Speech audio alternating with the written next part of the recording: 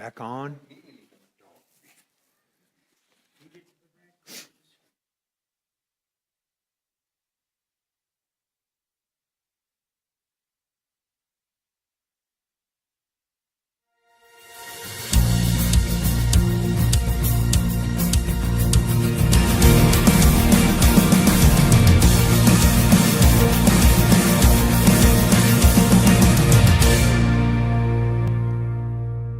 Here we are. Welcome to Wednesday night Bible study.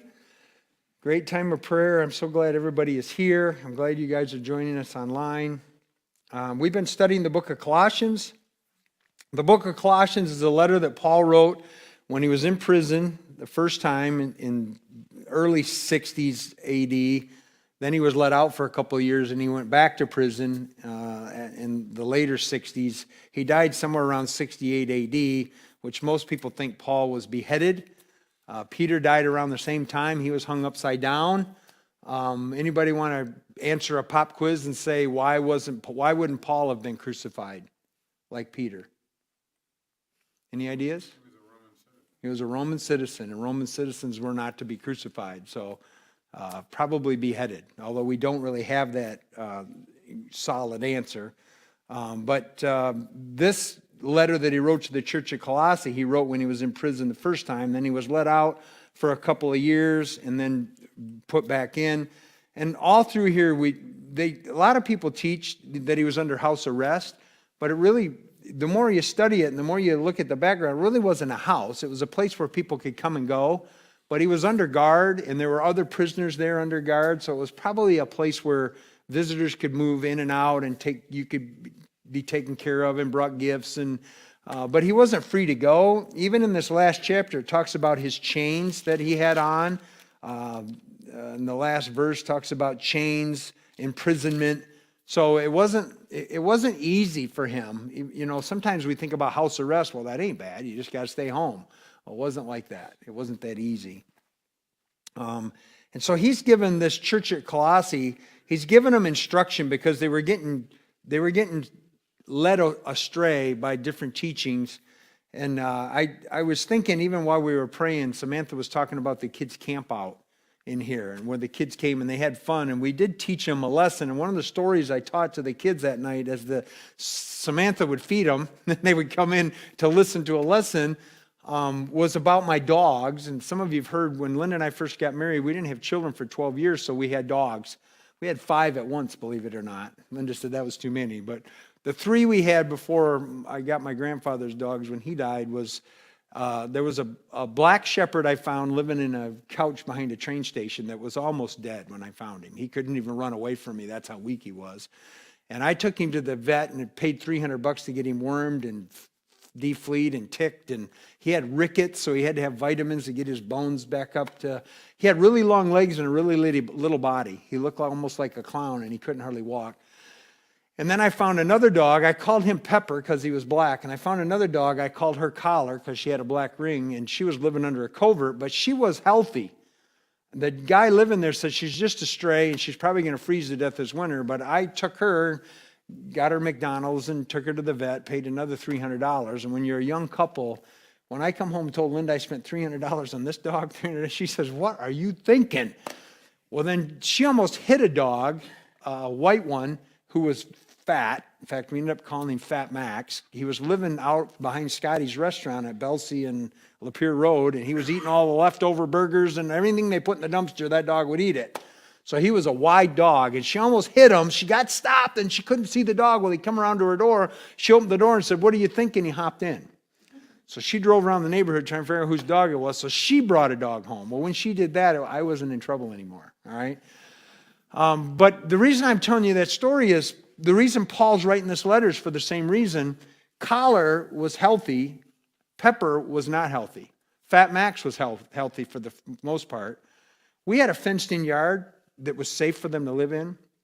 And when I was telling the kids, I said, God has a plan for our life. He has a life he wants us to live in.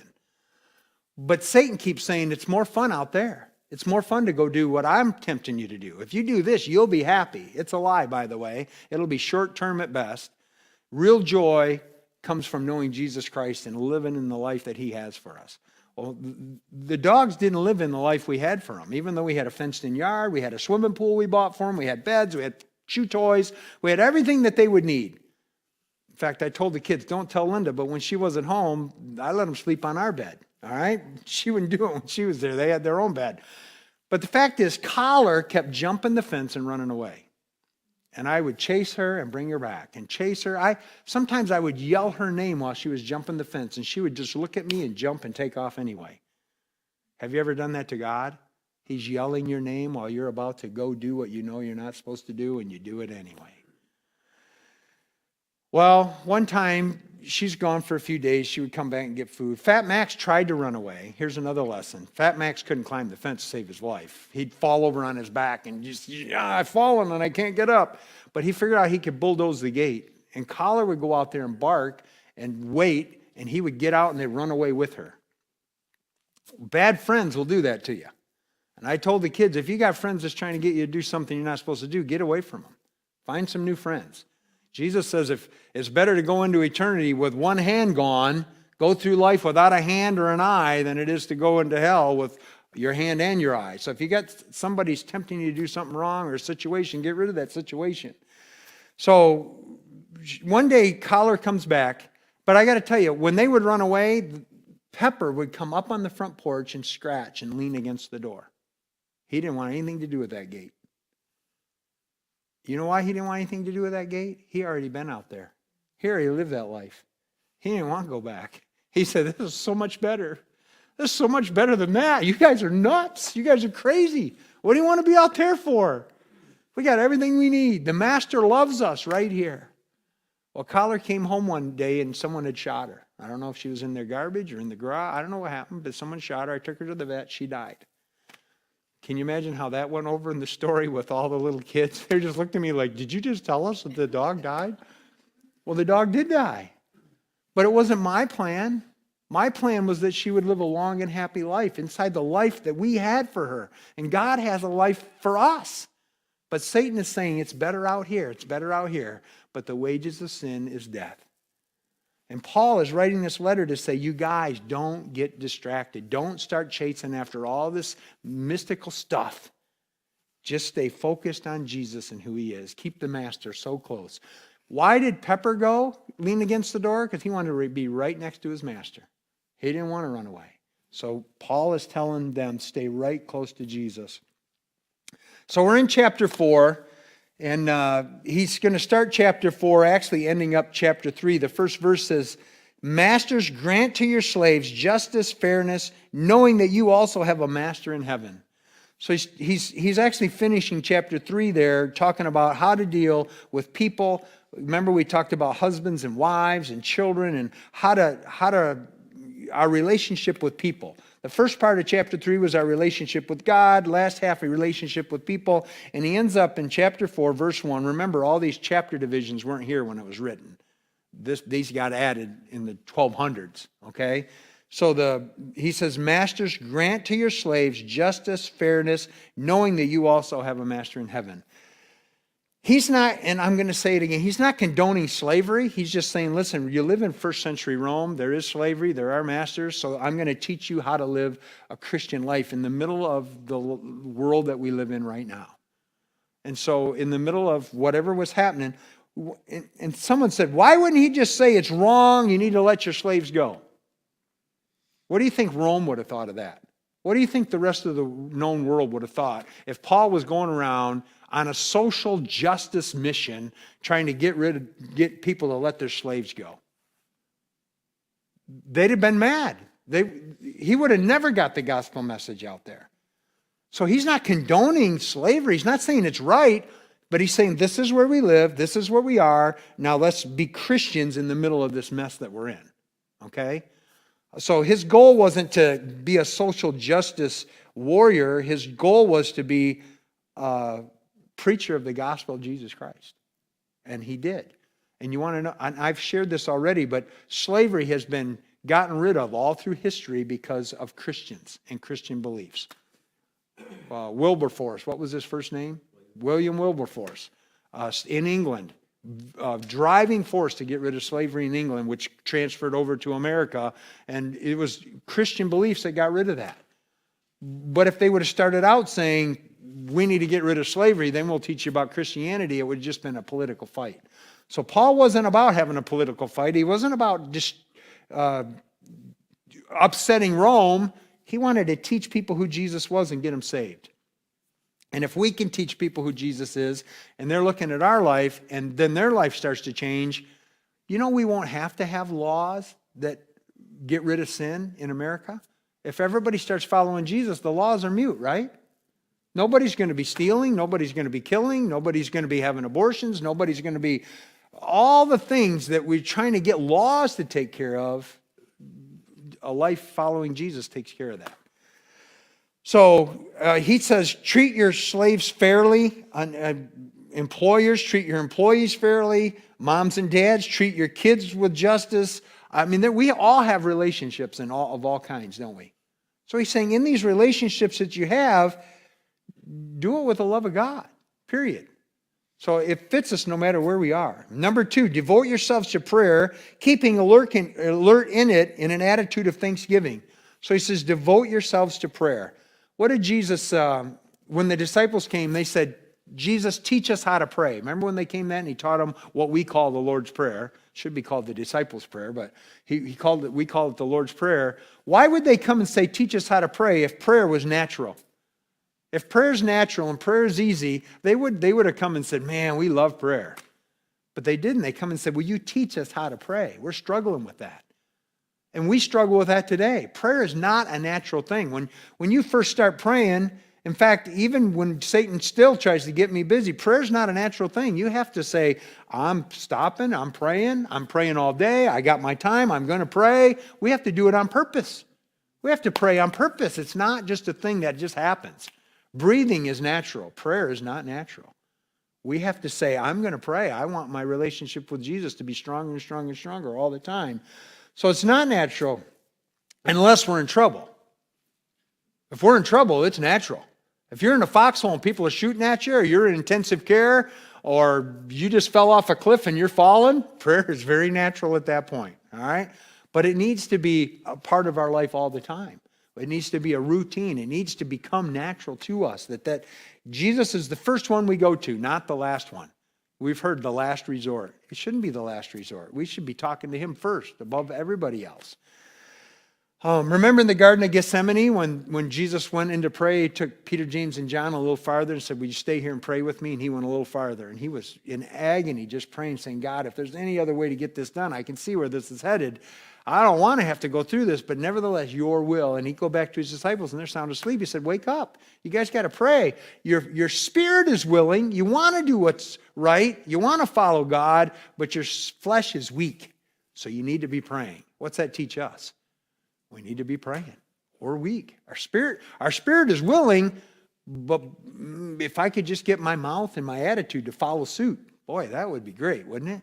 So we need to be on our knees. We need to be praying. Watch and pray. In fact, he said, can you not even pray for 1 hour? What's that say to us? You tell someone, hey, meet at the church. We're going to have prayer for 1 hour. They're going to go, what are you going to pray for an hour? Trust me, when you start praying, things just start falling in. They just keep coming. They just keep coming. Prayer is hugely important. He says, devote yourselves to prayer. Keep alert in it. Keep alert in our prayer. That's when we're praying. I'm back to Romans chapter 12. I always end up there. Romans chapter 12, 1 and 2, be living sacrifices.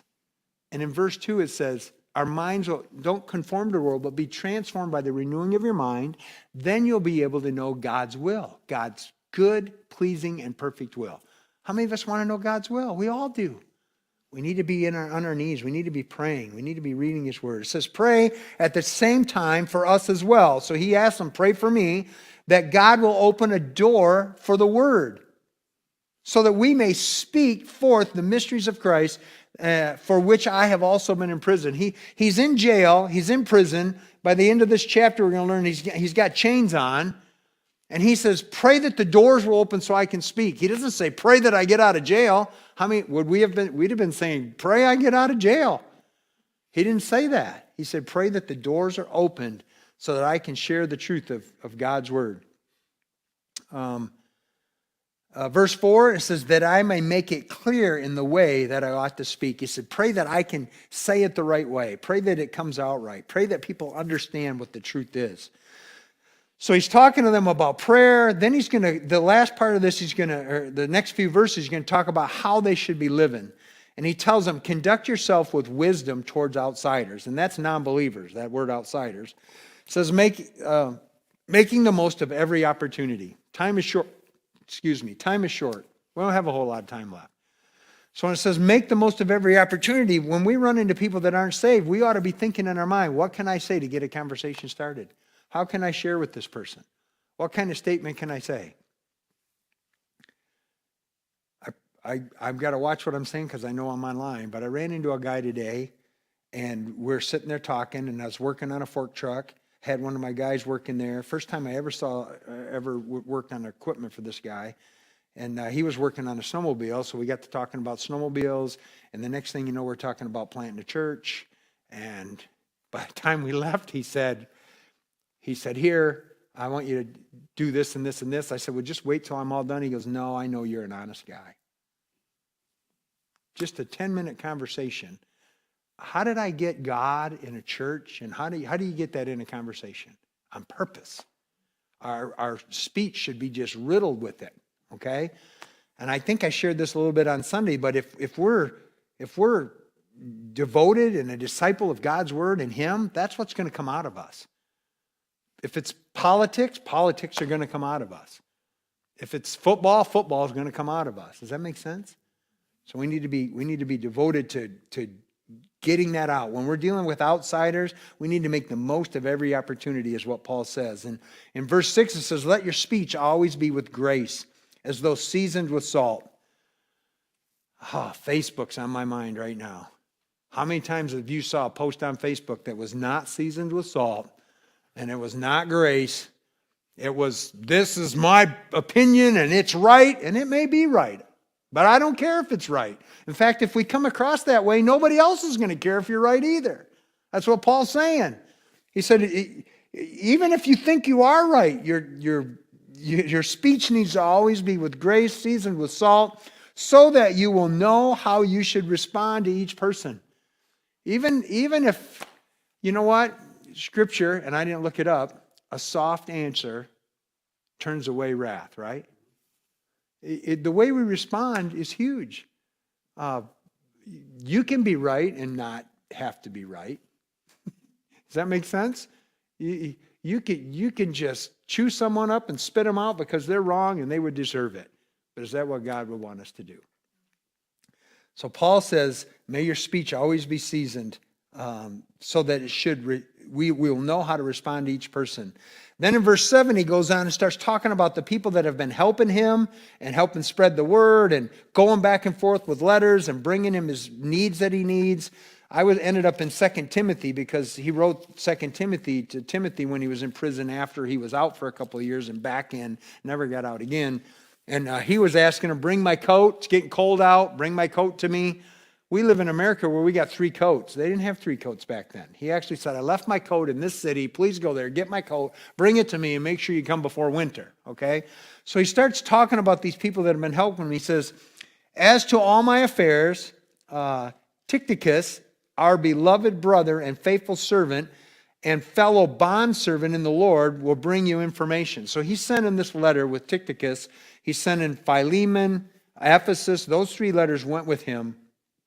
And says, I'm sending instructions. And he goes on in verse 8 to say, I'm sending him so you'll know what's going on. So you can share in the ministry that we have here. Just like when Ben and Hannah came, shared about Serbia and what was going on in Serbia with the mission field. It's the same thing. Paul says, I'm sending him so you'll know what's going on here in Rome. And if you go read the book of Philippians, you'll find out that he says the whole Praetorian, I'm not saying it right, the guard, is it Praetorian guard? I think it's Praetorian Guard, the Roman Guard. It's like the Secret Service that's right there in Rome. He says, they're all turning to the Lord. The Secret Service is all turning to the Lord. And he says, I want you to know what God's doing here, even in the middle of me being in prison and in chains. So he says in verse 8, "For I have sent him to you for that very purpose, that you may know about our circumstances and that he may encourage your hearts." So he's going to encourage them. They've been praying for Paul. They've been praying. Now they're going to get a message from Paul that says, this is what's going on. Tychicus is going to come. He's going to share what God's been doing here. How soldiers are getting saved and officials are getting saved and people are coming and going. And I was thinking about Onesimus, which he's going to get to here in a minute. In fact, in verse 9 it says, "And with him Onesimus." Remember, Onesimus got saved while Paul was in prison. Remember that? The letter to Philemon that we studied earlier. Maybe Onesimus got arrested and got put in the same little facility with him. And so they had to talk. Maybe somebody brought Onesimus in to help. We don't know. That's not in the Bible. We don't have that history. But somehow Onesimus runs into Paul and he gets saved. He finds out about Jesus and turns his life over to Jesus. So Paul says, I'm sending Tychicus, and he's going to share all about what God's doing here so your hearts are encouraged. And when Ben and Hannah left that night, when they shared about what God's doing in Serbia, my heart was encouraged. I was like, this is awesome. I'm glad to be a part of supporting this ministry. So he's wanting to encourage their hearts.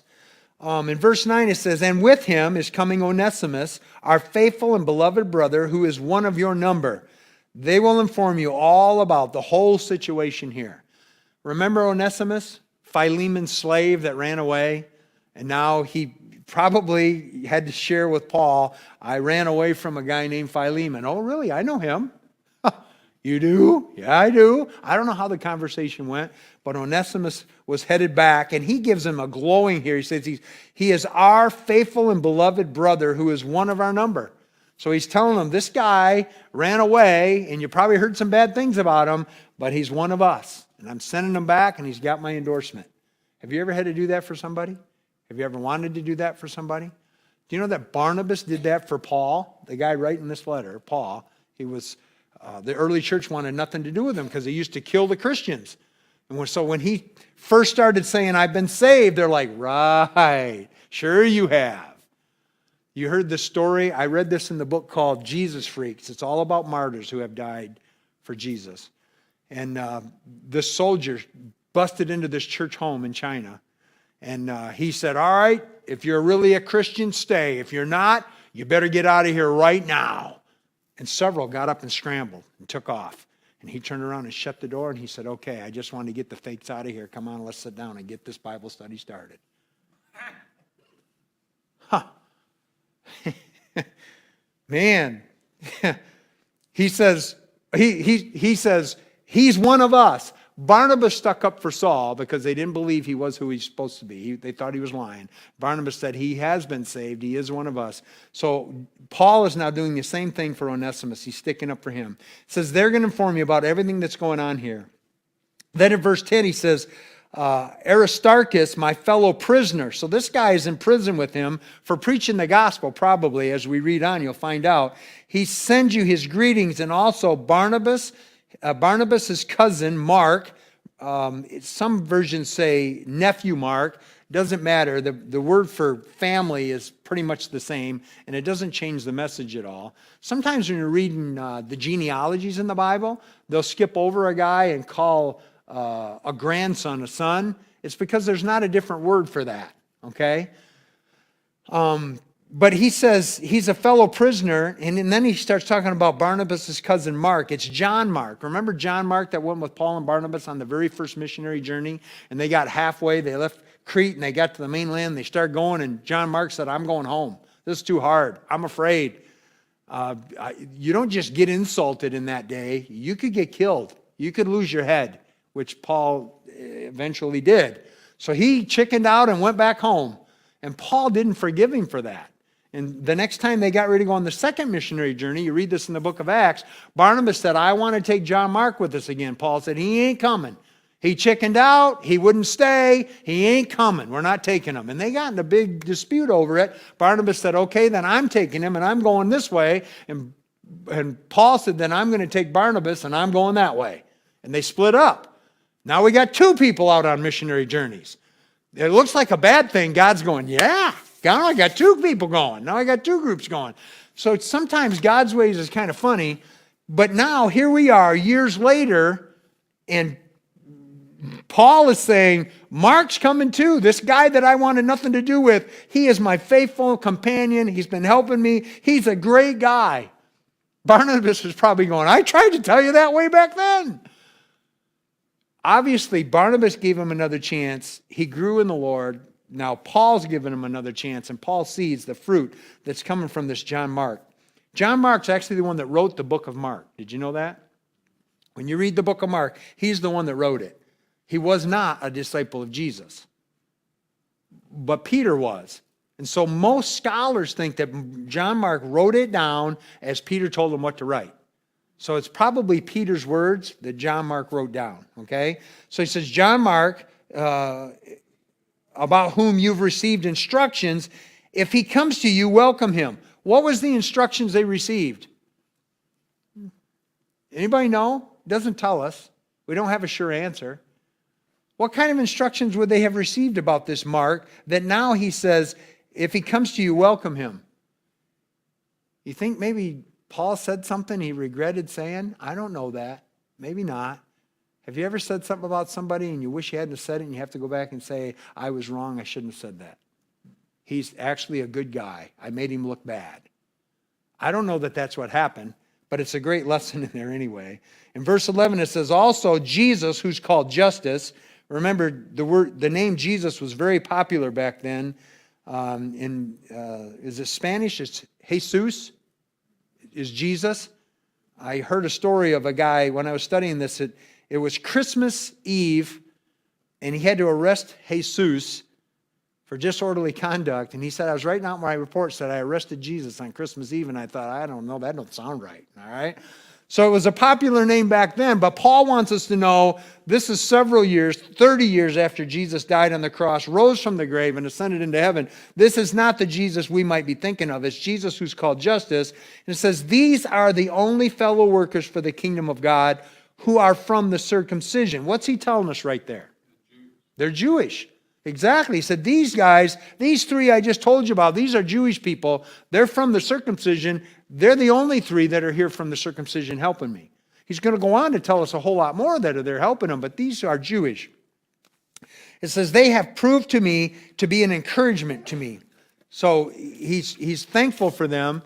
Then he goes on in verse 12 and he says, Epaphras, who is one of your number, a bond slave. In fact, when we're reading, you're going to find out he's either the pastor that started at least 3 churches, or he's the guy overseeing them.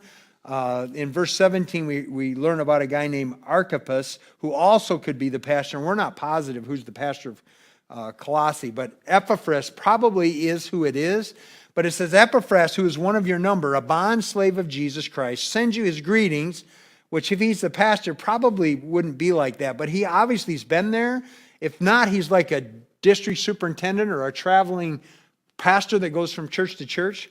Because it says he labors earnestly for you in his prayers. He battles for you in his prayers is what he's saying right there. That you may stand perfect and in full assurance of all of God's will. So this Epaphras is praying earnestly for this church. Not just this church, but also for Laodicea and Hierapolis, which we'll find out in the next verse. So these 3 churches are like his churches that he's taking care of, and he's praying earnestly for these people. And Paul wants them to know that he is praying earnestly that they'll stand perfect. So he agonizes in prayer. He spends time on his knees praying for these people. What a great testimony. Wouldn't you love to have somebody stand up at your eulogy and say, this guy prayed? Wouldn't that be a great endorsement? He says, for I testify for him that he has deep concern for you. Paul has been spending time with this guy. He can see that this guy has a love for these people and concern for these people, and he wants them to stay strong and stay focused on what the truth is and not get sidetracked. And he prays for them and he labors for them. He says, not just for you, but for those who are in Laodicea and Hierapolis. So those 3 churches in those 3 cities. Then he goes on to the next person. He says, Luke, the beloved physician, sends you greetings, and also Demas. Now, Luke wrote the book of Luke, and we always say he's a Gentile. And this is one of the places that's why we come up with the fact that he's not Jewish, he's a Gentile. Because Paul said these guys are Jewish, then there's Luke, okay? beloved physician, he was traveling with Paul. That's how he got to write the book of Acts. Luke wrote Luke and the book of Acts. He wrote the book of Acts because he was there. He was writing down. In fact, when you read the book of Acts, it'll say, then we boarded the ship. That was Luke. I was going with Paul. I got on the ship. He hung around at the prison. He was in the shipwrecks. Do you ever think about that? Paul was going along like a reporter, a news guy, writing it down for a guy named Theophilus. If you read the first verses in Acts, it says, in my former book, Theophilus, I wrote this, but now I'm going to give you another account, an orderly account. He was going along as a reporter, getting all the facts. He was going through everything that Paul was going through. If the ship sank, he was swimming the same way. So he talks about Luke, then he talks about a guy named Demas. And right here, he's giving him a great report. But 5 years later, he's back in prison and he's writing a letter to Timothy. 2 Timothy chapter 4, verse 10. If you go there, it says, Demas has abandoned me. He got lured away by the world. He loved the world more than Jesus, and he has abandoned the faith. He's abandoned me. So right there tells us we have to keep our eyes on the Master, or we can get sucked away by the things of this world. In verse 15, it says, greet the brethren who are in Laodicea, and also Nympha, and the church that is in her house. Some translations say in his house. It's hard to tell if it's a him or a her here. The name could be go either way. It's kind of like a lot of names today can go either way. I can't think of one right now. Seems like they were. Alex, okay. It's one, say it again. Chris, yeah. It's one of those names that could go either way, so they're not sure if it's a him or a her, but it's the church that's meeting in their house. And he goes on in 16 to say, when this letter is read among you, have it also read in the church of Laodiceans, and you, for your part, read the letter that's coming from Laodicea. Now, what letter is coming from Laodicea? Do we have that in the Bible? No, it's lost. It's not there. Some scholars think maybe it was the letter that went to Ephesus first and was getting passed around on its way. But the fact is, we don't have a letter from the Laodiceans. It isn't in the Bible. So God must not have wanted it in there. It didn't make the canon. Maybe it got lost. Maybe it didn't say anything different than the letter here. I don't know. It must have been different because he said you need to read that one too. I put some more truth in there, more things that you need to know about. Churches would pass their letters around so they all got all the information. All right. In fact, the scholars would sit down and copy them and send them a few different directions. And the way the Bible was copied, I want you to know, there wasn't one guy sit down at night, half asleep, and starts copying it. Somebody would read it up front, and the scholars would sit there, 2 or 3 at once, and they would write the word, then they would repeat it. Then they would do the next word and write it and repeat it. It was very meticulous when they were copying letters to become scripture. Okay? Old Testament for sure was done that way. Then he says in verse 17, say to Archippus, take heed, and this guy here could also be the pastor of this church, take heed to the ministry which you have received in the Lord, that you may fulfill it. It doesn't tell us what the ministry is, but it was probably being a pastor or a helper, or somehow he's been given a ministry in the Lord. And he says, take heed to fulfill it. Don't get sidetracked. Don't get busy. Just stay on task. Keep your eyes on the Master, on the job that he's given you to do. And then in verse 18, we learn that there was a lot of counterfeit going on, a lot of counterfeit teaching, maybe even a lot of counterfeit letters going around, because he says at the end of this letter, I, Paul, write this greeting in my own hand. Remember, remember my chains, or it's translated imprisonment in some versions, and grace be with you. So he says, this letter is from me. You can tell this is my handwriting. And he had a very distinct handwriting. Anybody want to take a guess at why his handwriting would be distinct? He was left-handed? Could be. Could be the chains. Any more ideas? And we don't know for sure, so you can't have a wrong answer. Unless you tell me he had black ink instead of red. That would probably be wrong. Well, he was schooled probably more than most. He was schooled more than most. In fact, he could speak 5 different languages we learned from his other letters. So he was schooled. He could write. So how would they know it was his handwriting? Because he had people, He had people writing it down for him. One of these people that were with him were probably his secretary, and he probably dictated and they wrote the letters. But he did this greeting. He said, I, Paul, write this greeting in my own handwriting so you'll know it's me. This isn't a fake. This is for real. Remember Paul had an eyesight problem? And then later on we read that Paul said, I prayed to God 3 times that he would take this thorn in the flesh away from me. Don't know that that thorn in the flesh was his eyesight, but it could have been. It could have been his memory of what he had done to the church, people that had died, that he had arrested. I don't know what the thorn in the flesh was. But if it was his eyesight and he had to write really big, maybe that was one way that, yep, that's definitely him. All right? Could be. I'm just throwing out ideas here. All right? I don't have the answer to that. When you get to heaven, you can walk up to Paul and say, Paul, I got to ask you a question. And if he does this, who is it? Then you'll know I was right. He ain't going to do that. That was a joke. All right? That was a joke. And he says, after he gets done giving them all this instruction, he ends with, remember my chains. Remember my imprisonment. Remember, why would he say remember that? He said, I'm authentic. Look what I'm going through. I'm doing this because I know it's the truth and I'm not backing down. It would be so easy to recant and step back and get out of the limelight and go live a happy life on the beach somewhere.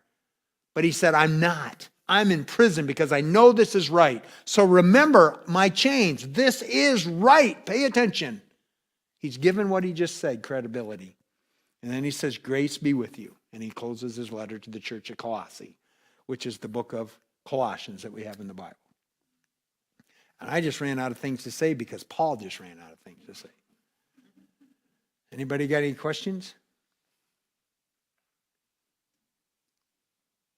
Cool. Then let's pray.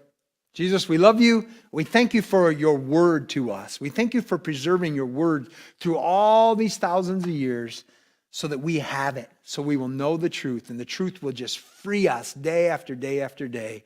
We can fall in love with you more and more and more all the time. I pray you give us a hunger and a passion to read it and know you. May our relationship with you get better and better and better. We love you. Thank you for the time we can come together and just study it. And I pray it in your name. Amen. Thank you for coming. You're dismissed. Shake hands with 6 people and tell them you're glad they're here.